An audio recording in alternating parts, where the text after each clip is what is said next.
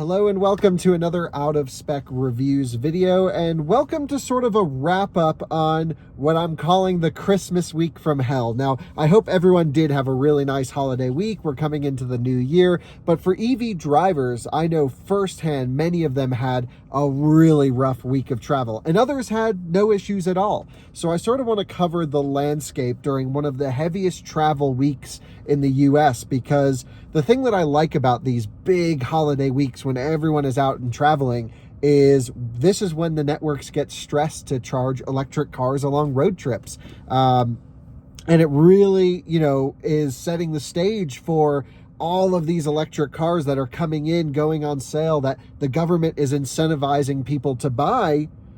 If they're doing that, then we need to make sure the networks can handle it. And I love that the big travel weeks do that. So this is going to be a really long video. I'm going to run through every ChargePoint operator. And I also have a big announcement to make at the start of this video that I think y'all will really enjoy. I'm so excited about it. So let's get into unwrapping the Christmas week from hell for electric car drivers.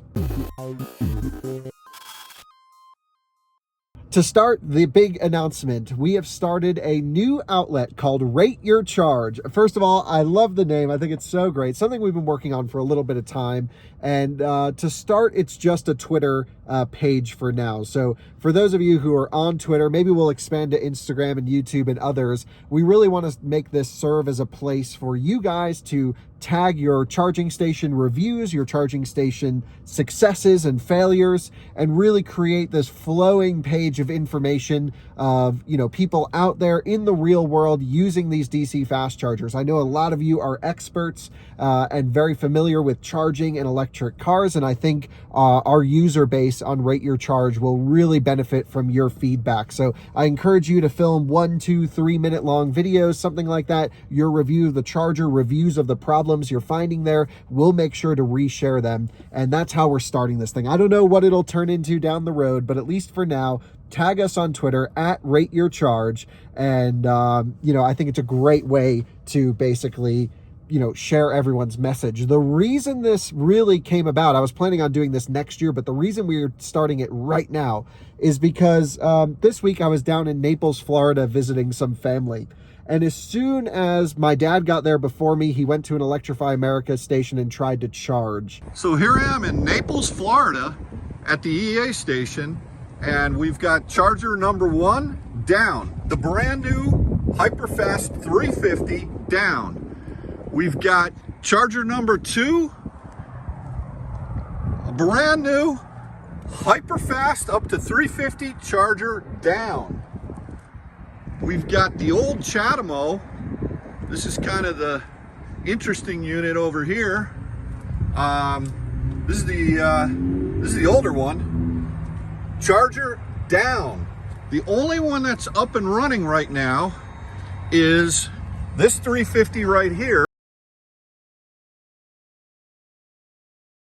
which is actually up and running. We've got a GV70 electric pulling a trailer. This car is a corporate vehicle from Michigan, and it seems to be going okay. Kind of an odd angle to pull in. And this gentleman over here with the Polestar 2, he's so frustrated, he's gonna sell his car. He's done. That's it. So EA, what the heck are you doing? These are brand new stations here in Naples. I've had nothing but trouble here in Naples over the years. And you put in these new stations, it's Christmas Eve, and you can't have it up and running? This is just unacceptable. Unacceptable. And wow, it was really a disaster. And we started posting about it on Twitter, posting about it on other online forums. And then I get down there and start posting. And my friend Brandon Flash, who's also a content creator, was at the same site posting. And just by us being there, we're totally convinced. Electrify America sent 3 techs in a matter of 3 days consecutively on emergency site visits to get that site fixed and up and running. And basically by the time we were leaving Florida, that site was back up and operational. And I'm convinced that that site would have not been fixed if it wasn't for all of the noise that we were making online about it being down. So I wanted to give everyone else the same platform to get our infrastructure up and running, blast it out to the public, because it seems it's the only way for ChargePoint operators to actually fix their you-know-what. What I want to do is actually break down this sort of summary of issues. I'm not going to cover every single issue that we found, because honestly, this would be a 3-hour long video. It's truly incredible how many problems Americans face traveling with their electric cars this week. And I think it's really important to start with the gold standard. We start with Tesla, because Tesla's been building infrastructure, selling electric cars for over 10 years now in America, where, with high power DC fast charging infrastructure. And what's incredible to me is some of the earliest locations, I'm thinking Glenwood Springs, Colorado, for example, and others, are still operational and working. They may not be the fastest version 3 new stuff that's going in, but many of the early sites are working and working and working, and it's just incredible. Of course, it requires maintenance, and they're really maintaining a wonderful high-power DC fast charging network in the US. And to contrast that is we're seeing so many problems with other ChargePoint operators installing hardware that's already failing, completely failing after 1 month, 3 months, a year, 2 years. A 2-year-old charging station at this point is like old school relic, rip it out of the ground. That does not set us up for success with this new round of NEVI funding, with this new round of push to install infrastructure into the US. Why are we installing crap? Maybe we should take a step back from mass DC fast charger installations, start working on the sites, getting the power run. That's the hardest part, getting the transformers in, the power to them. But maybe wait until we have some real reliable hardware to install, because 2 things are really important: reliable and fast. And of course, ease of charging and charging station safety and locations. And these are all other topics that you'll find out about on the Out of Spec podcast, where we really do daily topics on charging station issues going into the new year. We probably will do 2 a day, actually, on different charging issues and topics that we need to focus on. But, back to the Tesla conversation. Wonderful road tripping for 99% of the people out there. I can only use our examples really as fact, right? The stuff that we experience, my colleagues at Out of Spec, my dad being one of them. For those of you who don't know, he has his own channel. He'll have a Tesla road trip video up in a few days on Out of Spec Dave. And he road tripped down the entire East Coast. This used to be a disaster for Tesla owners. I've filmed Out of Spec motoring road trips going down the East Coast corridor in Teslas that I've owned over the years, and I-95, you used to have to wait. You have to charge at the Savannah airport. For those of you who have ever been there, it's one of the worst charging stations ever. The airport's really nice, but the chargers were full. No issues at all. Plenty of version 3 chargers. The locations are plentiful. The stalls are plentiful. And even driving on the day before Christmas Eve and Christmas Eve, he did not have to wait once to charge his Tesla Model S on his road trip. That's just truly impressive, considering how many people were out on the road. So Tesla has built their network for a huge amount of cars to come through. And I would say that's the experience that most people have had. And that's why I'm starting this video out on a positive note, because that's the gold standard. I have heard of a couple issues with Tesla, though, and I want to bring those up in this video, of course. The first is, I mentioned my dad's road trip. He didn't have to wait in line, but we actually had a couple different locations down in South Florida when we were visiting. We went, of course, to all the charging stations in the area to take a look at them. That's part of our coverage going into next year, is really focusing on charging. And we saw lines at superchargers, but nothing crazy. We're talking 5, 10, 15-minute waits. I think the most we saw was a 20-minute wait in the car to get a plug, and that was very quickly taken off of the screen and back to a 5-minute wait. So I think Tesla, because that's totally vertically integrated, I'd really love to see them implement some sort of queuing system where it says, hey, you are first in line, you arrived. And because one of the things we noticed is most of these stations with lines aren't really set up properly to line cars up in a queue. People were parking in parking spots all around. No one knew who was first. And so I'd really like to see a queue built into the system. I actually have a whole video on this topic at a Las Vegas supercharger where we were queuing and someone cut in front of us in line, and it was almost a big fight. We're like, do we need Jerry Springer for electric car chargers now? It's getting wild out there. So certainly throughput, having capacity at peak times will always be an issue. I don't expect that to ever not be an issue going into the future. But I think ways to combat the frustrations would be Tesla really can implement a queuing system and do it better than anyone else. So I'd love to see them do that. The other was actually a couple stations, maybe it was just one in Ohio, that was completely offline except for 3 stalls. And this would look kind of like a disaster from the video that I saw. And of course, we'll retweet it on Rate Your Charge. So I encourage you to go over there and check it out. But it looked like a sea of Teslas in a parking lot, a downed supercharger with only, again, 3 of maybe 8, 10, or 12, I'm not totally sure, superchargers. And, one guy's car actually died because he was waiting there and it froze. In cold weather, running the heater, and it wouldn't move. So I guess they had to push it over. But what was really amazing to me about that particular site, and that would look really not good in the video that I saw, was that Tesla already had service personnel and supercharger engineers on site fixing the charger in real time. And these are not contract electrical engineer people. These are Tesla employees designed to maintain their network for a given territory. They were on site on the busiest travel days of the year, not on vacation. Props to those guys, seriously, for getting the network up and running during the busiest travel season when they, could be home spending time with their family. Nope, Tesla made sure that charger was up and running in no time. And really, I only heard a couple reports, and then it sounds like it was all good after that. If you know of the exact situation better than I do, please comment down below. And also, as an open letter to anyone watching this, please comment your experiences road tripping your electric cars down below, because I think it really helps for new electric car owners, ChargePoint operators. Watch our videos. We know that for sure. It really helps them see what experience they're providing to you guys, their customers, as electric car owners, including us.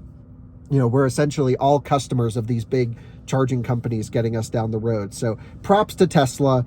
A handful of issues or less over the entire country during massive snowfall, during massive travel season, and really just a couple issues. And it sounds like they were on top of it.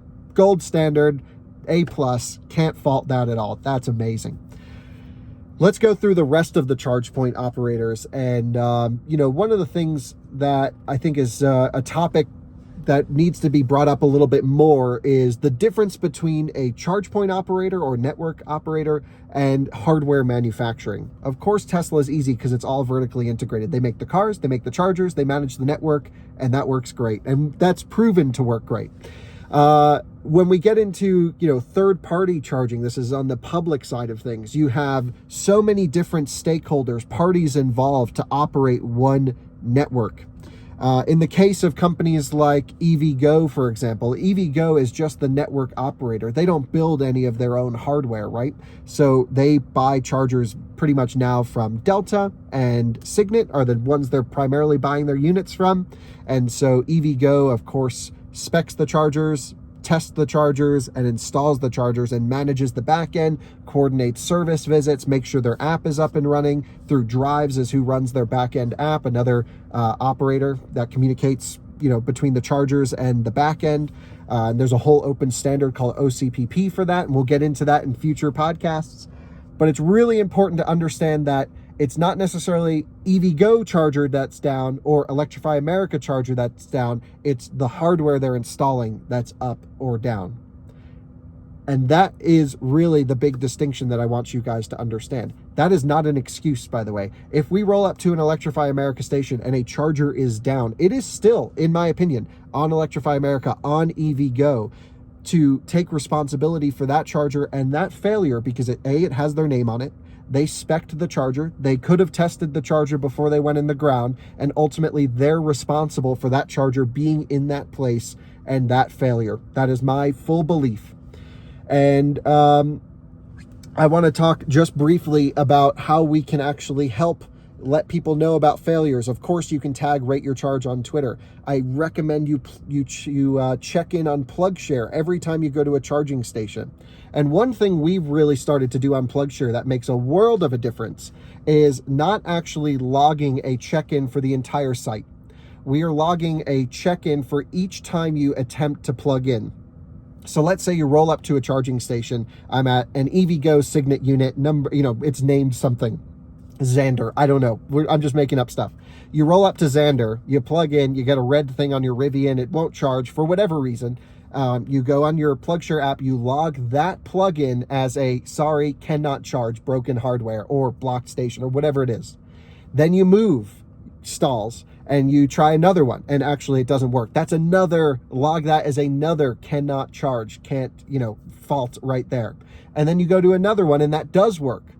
Then you would say, hey, successful charge on this unit. I don't really think it's hurting the public by, if you try two and the third one works, by logging that entire visit as a yes, that worked, and then put in the notes that, 2 of 3 of your attempts didn't work.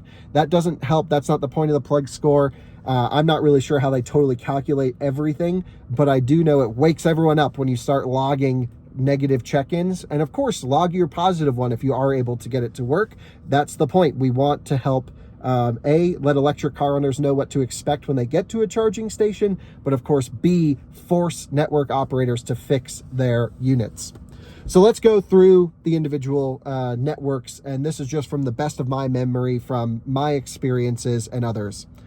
Starting first with Shell Recharge. Shell Recharge, previously Greenlots, doesn't operate really a countrywide network that maybe everyone knows. There's a few chargers that they operate. I believe there's some in South Carolina, definitely some in New York and others. And my understanding was over Christmas, their entire operation was down.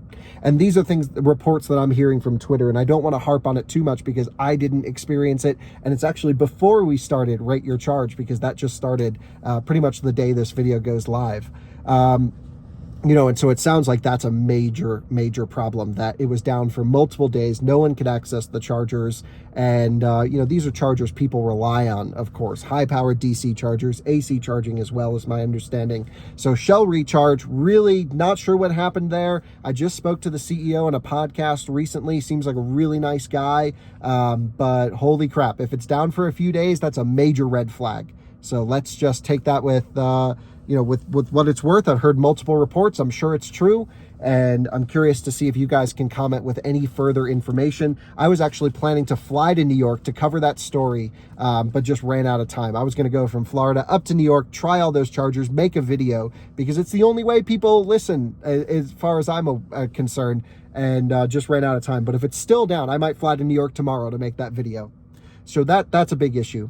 The next one is actually Florida Power and Light, FPL, I believe. My friend Brandon Flash on his road trip rode to one station. That's all really the sample size that we have, and half of them were down and the whole site was a mess. So that doesn't sound like a great situation either. Moving on to some of the bigger network providers, this is where I want the focus of this main video to become. We should move on to ChargePoint, which has had, actually, I've had no reports of ChargePoint failures throughout the entire week. Now, it's important to remember that ChargePoint doesn't own and operate many of their chargers. They do some. They have their own corridor plan. There's actually one here in Colorado where they own and operate their own charging stations.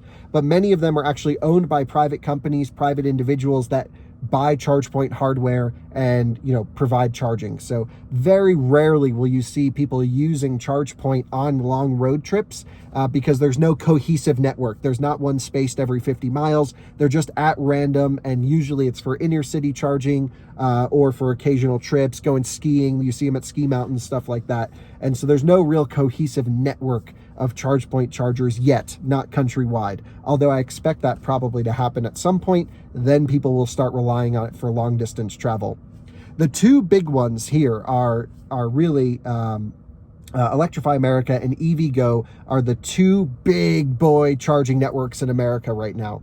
And arguably, Electrify America is the most important charging network in America for CCS charging, because it's the only one that has corridor charging and the only one that has a cohesive, planned out network. Electrify America over the years have done a great job at rapidly building power to sites and selecting sites that they can get chargers in the ground very quickly. Now, you and I may not love every single charging location. You and I don't like charging in the back of a Walmart parking lot at 3 o'clock in the morning, right? These things suck. I'm not saying it's all perfect, but you have to give them props for getting power in the ground, power run to sites, and really a very fast build out of chargers across the country. That's most of the hard work, you would think.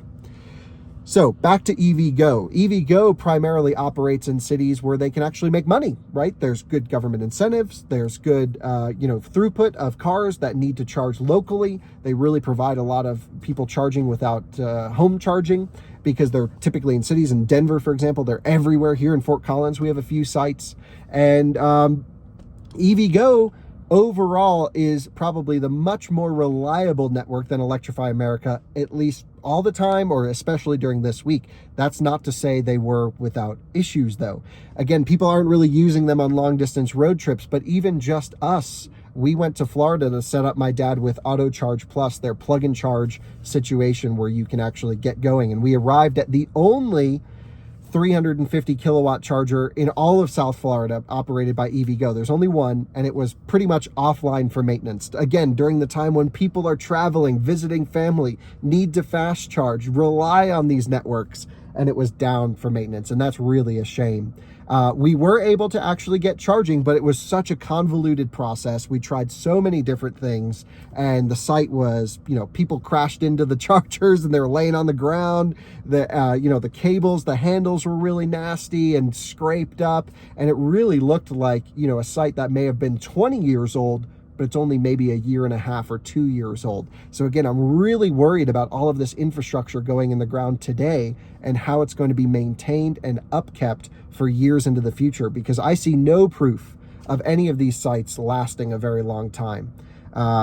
So I really encourage EVgo to get that particular site up and running. There's a whole video on the Brandon Flash YouTube channel about that entire saga, that entire day, that goes through all of the issues. But some of the issues that I like to cover, of course, are from charging hardware not providing power. And both of those 350 kilowatt sites, one only provided 57 kilowatt peak, the other one only provided 110 kilowatt peak when we had a car that could take the full 500 amps and it was warm and ready to go. So derating on charging, and of course, a little bit of a down charger. The app wasn't connecting there properly. So a lot to work on there. But overall, we used a couple other EVgo sites as well that just worked, plugged in, no major issues. I'm also seeing on Rate Your Charge on Twitter, many users using EVgo with very few issues. And overall, they're really buying good hardware. Again, EVgo does not make their own chargers. They're only as good as the stuff they buy. And unfortunately, there's not that many good stuff you can buy out there. We don't have Alpitronic. We don't have ChemPower here in the US yet. We're just starting to get ABB Terra 360, their really nice high power charging unit, installed in America. I don't even know if there has been one installed in the US yet. I've used some in Europe and they're wonderful. But we're just on the brink of some of this new hardware starting to maybe come to the US. So you're only as good as the stuff you can buy. And unfortunately, it seems just a couple years in, their Signet stuff is having major issues. Their Delta stuff seems to be really good. I have not seen many issues at their Delta sites. I've seen one where the cable cooling failed and it stopped charging on the entire unit. They fixed that in just a couple days, I think. That was here in Denver. So they seem to be really good at maintenance. And now I want to get to the main focus of this video, which is Electrify America. And again, the reason this is the main focus of our video is because this is what CCS drivers rely on to go see their families for Christmas, to go travel long distances for whatever reason they might have. And again, it's the only CCS network in America that has corridor charging across the country, which, if you don't see that as a major risk to our security, our safety, everything, then my mind is blown, because it's a major problem that they're the only one, but they are the only one. And so that means we are all pretty much relying on them when we drive any car other than a Tesla that's electric. And wow, what a disaster it has been this week, to be totally honest. I think, let's start with some of the first issues that we had, which was the cold weather charging issues. I made a whole video about it, done over 1 million views. Thank you so much for watching that video if you have. It's great to see so many people interested in charging infrastructure, concerned about charging infrastructure, and actually holding off their purchases of an electric vehicle until we get all this sorted. For 99% of people, charging at home is going to be great. You can buy an electric car and not think about it. However, for that 1% of time that you might have to go on a road trip, you want to make sure you have a reliable network to road trip on. And right now, the only reliable road tripping network in America is Tesla. So I think people are starting to realize this. It's not FUD. I have no automaker stock. You know me, totally independent. We're not sponsored by any charging company. We're totally independent users, customers of these chargers. And I have to recommend, again, only a Tesla for trips. So that's where we left off, which was we found that the BTC versions of the new chargers, I guess maybe I'll back up a second. Electrify America has a bunch of different hardware suppliers and different generations of their hardware in the ground today. Some of their older hardware was provided by ABB. That was one of the 4 that they originally selected. They either didn't upkeep those stations, they couldn't get parts, they refused to update them. I don't know what the issues were, but those have had massive failures during the hot summer. And what Electrify America decided to do was to spend the money. I don't know how it worked contractually. I don't know anything on the back end that you guys don't know. I'm just a user. They decided to rip out the majority of the ABB chargers, which are typically found on the West Coast. We have a ton here in Colorado. They decided to rip those out of the ground completely and replace them with their new hardware. And their new hardware is sort of, they touted it as this is the future of reliability. I was even so excited. I'm like, finally, we're past all the issues of Electrify America. The new hardware is the saving grace. It's such a big deal because, again, it is the network we rely on to road trip. And now we're getting great new charging hardware. And with the ABB units going out and the new units going in, they worked great for the first couple months, at least here at my local station in Loveland, Colorado. It's important to remember, again, I mentioned that hardware provider is different from network operator, except not necessarily in this case, because Electrify America assured me that they were involved because they're such a big customer with the design, the spec, the engineering of this new hardware. So they are 100% to blame for the failures that we're seeing out there. The hardware manufacturers and Electrify America for the issues that everyone's experiencing and everyone's painful charging experiences this week. The new hardware is provided by 2 different manufacturers. They both, again, look the same from the outside. They have the same post.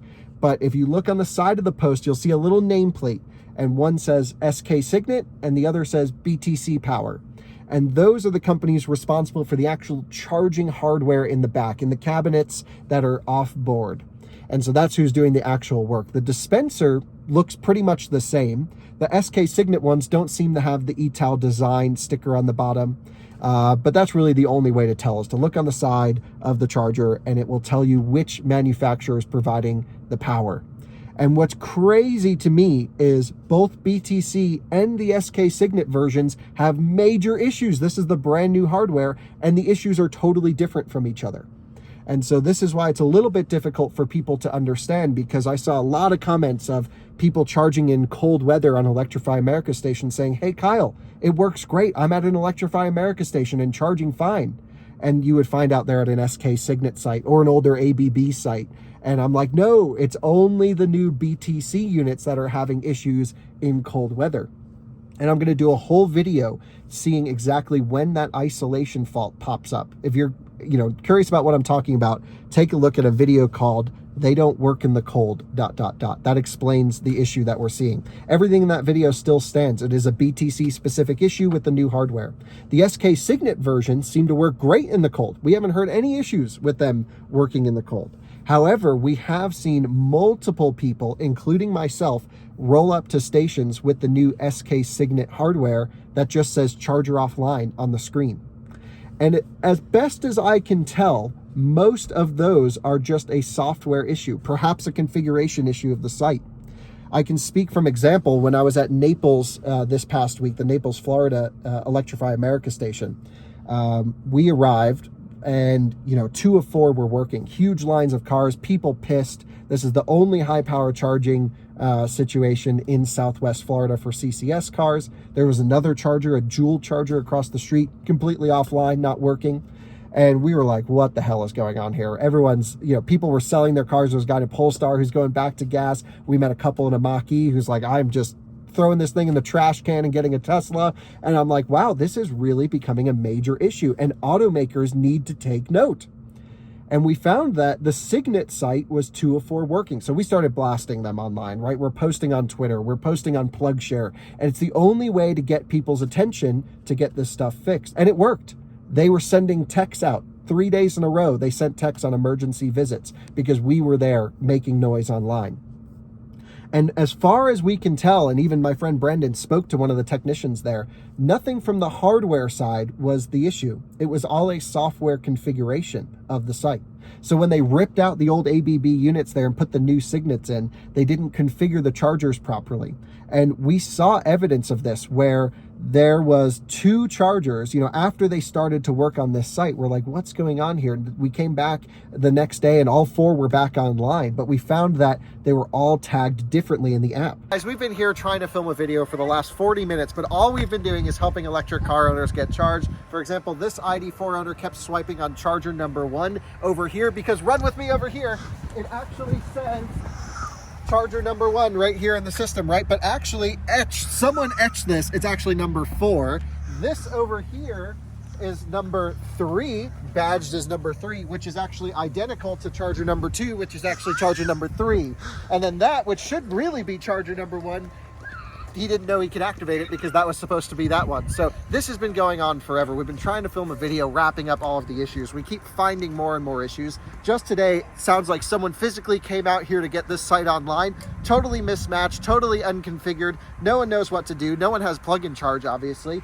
And I just can't believe there's 2 number 3s. So you can't charge on that charger at the same time you're charging on this, because then you end in an endless loop, and we've had that happen. And all I needed to do was just put some energy into this car so I can get to the airport and get the hell out of Florida, because I'm tired of dealing with their charging problems here. For example, if the charger said number 1, it actually was number 4 in the app.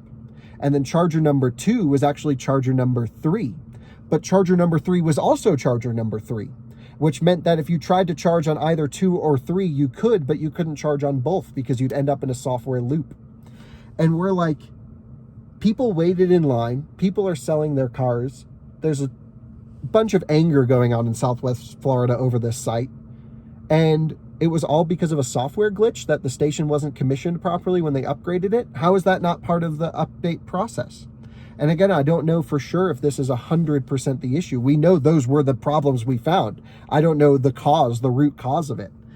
But you would think, 4 years of operating a network now, you would know what to do when you put chargers in. You want to get the app working. Another major problem we're finding actually is when you roll up to a station. This goes for EVgo, ChargePoint, Electrify America especially. We're finding that stations are being shown as online, and actually they're not working in real life, which is a huge problem for uptime reporting, because this is how they get government incentives and other things. And sometimes they're showing as not working, but they actually do work. And that, bites them in the foot. So I don't understand really why it's so hard to get real good station reporting uptime. And that's another reason we created Rate Your Charge, because as uptime requirements become part of NEVI funding, we really want to make sure that we're holding all the charging providers accountable for their actions and not sending drivers to their chargers that aren't working. And that would be a real shame, and we're going to stay on top of it because it's a massive issue if they're saying that they're available when they're actually not. So the Signet issues, just with the Electrify America new hardware, the Signet chargers are having software bugs as far as we can tell, the new ones, the SK Signets. The BTC units are having cold weather issues as best as we can tell. I just want to make one point as well. After we started reporting about some of the BTC cold weather hardware failing in the cold weather, I should say. We actually had a guy comment on one of my posts about it, and he said he works for the local power company, and he said there was a request to make sure, that there was a fault with the incoming power to that site. Again, this is all just from a comment that I found, but I find it really interesting. And I'm not saying that this 100% happened, but I want to make you guys aware of this. It sounds like Electrify America or BTC, I don't know, made a service ticket with the local power company saying, hey, our input power was wrong. And that is a real problem. Cold weather can really put a strain on the grid. Our frequency can drop, and chargers may not actually work under certain conditions like that. Now, of course, you can put battery buffers in and other things you can do to build resilience against grid problems. But that's what Electrify America did. They said, hey, actually, I'm making a ticket with the power company. Now, why would they do that? Because he showed up to the power company, he looked at all the stuff, and at least according to this one gentleman who commented, everything was totally fine here in Colorado. No issues with grid service supply. So we can rule that out. Again, this is, just all hearsay. And, what I find interesting is that part of NEVI requirements for this 97% uptime requirement, or you get punished, is if you have an open ticket or if you blame the incoming supply, it doesn't hurt you as a network operator. Same if cell service goes down, it doesn't hurt you as a network operator. But in this case, there was no issue with the power supply, and I don't know if that would ever retroactively go and count towards downtime to their chargers. Again, they were all showing as available in the cold. No one was able to charge, and it was really a disaster. And it continued for days after the video was posted when we were during that cold snap. People could not charge at those stations. So that's something I wanted to make you aware. That's all of the issues with the new Electrify America hardware that we're aware of. And then we're starting to see some more issues with the rest of their network, unfortunately. For example, some of the older Signet units, the ones that have the green glow around the outside, and of course, some of their early Signet units are actually having issues where the power, the chargers really, they're like 30 kilowatt bricks that are in those stands. Those are starting to like smoke out and fault. And as best as we can read between the lines and start figuring out what's going on, it sounds like they're replacing either a certain number or all of the early Signet charging chargers in their units. So that might be a reason as to why you see those down for some time or another. And I'll include a link to a TikTok that I found of a service personnel showing them literally smoking. And I'm like, wow, that's crazy. And one of the reasons might be that they're having major issues is they're actually air cooled. So air from the outside gets blown through there. And that's just nasty air from the outside. No filters as far as we can tell. I don't know. And if you look at Tesla's version 3 supercharger, it's actually liquid cooled. And so no air touches the internal components. It's sealed for the most part. And that's really, I think, a major difference as to how long is this hardware going to last. Has it been tested for longevity? Has it been tested in different temperature regions? There are labs out there that do test this equipment. If you want us to go visit them and see, let us know. I will do that. And so there you go. Really, to wrap up the Christmas week from hell, we had a large number of Electrify America sites across the country operating at reduced power. Either 2 of 4 sites were very common, 1 down here or there, or sometimes the entire site completely offline.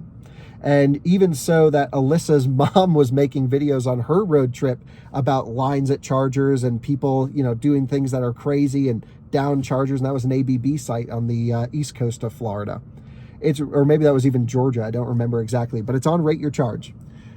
It's getting really crazy out there. So just to wrap up all of the issues there, I just wanted to sort of sum this up for everyone that, Tesla's king when it comes to charging. Not to sound like a fanboy, but for their charging network, I am. It's amazing hardware. It's built to last and it works. ChargePoint has an interesting business model where they don't technically operate their chargers in many locations, and those are run by site hosts, but even their hardware seems to be very reliable. The CPE 250s work in the cold. They seem to last a long time. They don't have a lot of power output, but they're really reliable units. And so I wish they actually had a bit more balls to them, had some higher amperage cables when they're in paired configuration. And that's a topic for another day, is how can 200 amp cables be NEVI compliant? I don't know, but I'll be blasting that issue, of course, coming over the next few weeks. When we look at EVgo overall, I would say the network is really good. The app works pretty well. Auto Charge Plus is wonderful, but in certain areas of the country where we were in South Florida, very few stations, and the stations that are there are just really falling apart and ratty, and it's a bit unfortunate. And again, you can take a look at Brandon Flash's video for that experience. And then, Electrify America is the network we really rely on. It is to electrify America. And unfortunately, it only seems to annoy America at this point. I would say, many people were able to road trip on Electrify America and get to where they're going. Very few people, I think, actually didn't make it, but they had to wait in lines. They had to plug and unplug, try different chargers, try different activation methods. And there was not one person. We met probably 50 different people charging at public chargers this trip.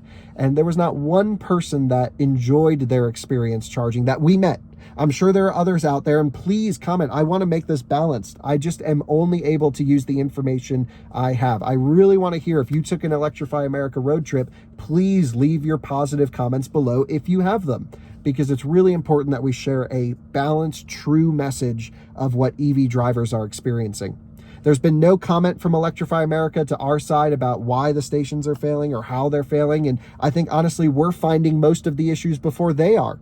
As far as we can tell, there's no internal maintenance team. They rely on outside contract electricians to fix their units, which is really a shame. They should have their own unit of chargers or charging out there. And I really think we really need to put pressure on them to make it better, because people are relying on them. I met a woman with an ID4 who was trying to get her daughter to a different flight because of the Southwest issues, and she was rushing to get across Southwest Florida, and we actually unplugged and let her go in and got her right to the front of the line because they were rushing to get to the airport. We did a lot of helping people just figure out how to activate chargers there. And honestly, if we weren't there, I'm convinced her daughter would have missed her flight. They would not have made it, and she wouldn't have made it back here to Colorado, because every time we were at a DC fast charger, public DC fast charger, we had to help someone charge, whether it was EVgo or Electrify America or Joule or you name it. Activation has been such a major problem that I'm pretty sure during holiday weeks, my recommendation would be to have a staffed member at the station to help people charge, because it's really that difficult for public charging to work. And so there you go. That's sort of the unwrapping the Christmas week from hell. If you had a Tesla, you're fine. Maybe you waited in line. If you had a CCS car, it's more likely that you had more issues on your trips and you noticed, down chargers. And I would say you're probably in the minority if you had a perfectly smooth CCS road trip this holiday season consisting of multiple charge stops. Unfortunately, that's the case. That's to the best of my knowledge and the best of my ability to share our story with you. I highly encourage you to keep an eye on Rate Your Charge on Twitter. And what I'll probably be doing is either a podcast episode or here sharing the week's highlights of people's charging successes and failures to bundle it up, to really put pressure on network operators to do better. That's all we're trying to do here. We just want to freaking charge, and it shouldn't be hard. But unfortunately, it's still a disaster. Thanks for watching another Out of Spec Reviews video. Sorry for the long one. See you on another one soon. Bye-bye.